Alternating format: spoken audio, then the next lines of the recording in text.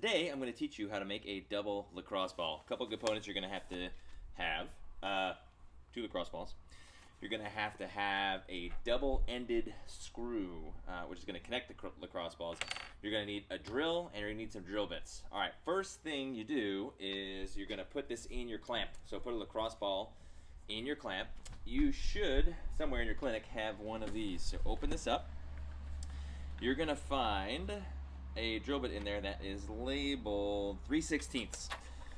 Let's say you don't have this and you have to use another kind of drill bit. Here's what you're going to do. You're going to take your double-ended screw, you're going to put it next to the drill bit, and what you're going to do is you're going to find a drill bit that's slightly smaller than the double-ended screw.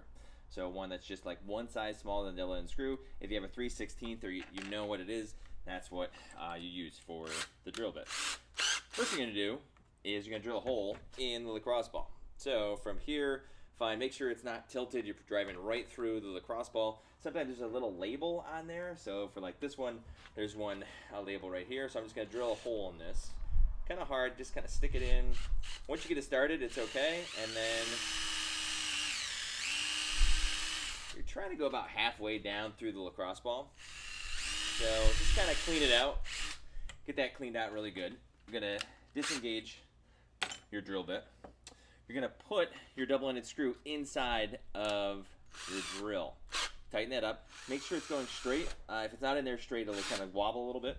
But all you're going to do is install the double-ended screw. There's a middle point.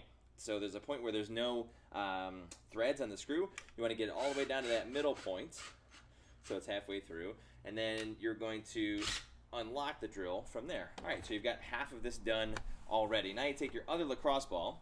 You pull this out, put your other lacrosse ball in, drill the hole, so clamp it in here, drill that hole. I already have it pre-drilled for the purposes of the video. Then you've got these two components. You're going to tighten the lacrosse ball with the drill in it here. You're going to shove this other lacrosse ball to get it started like that. If you push down and it goes all the way through, it means your drill bit was too big. So what should happen is you should get down a little bit. You can twist it like this. I like this technique. That gets a little bit faster. So all you're doing is you're screwing this lacrosse ball down to meet the other lacrosse ball.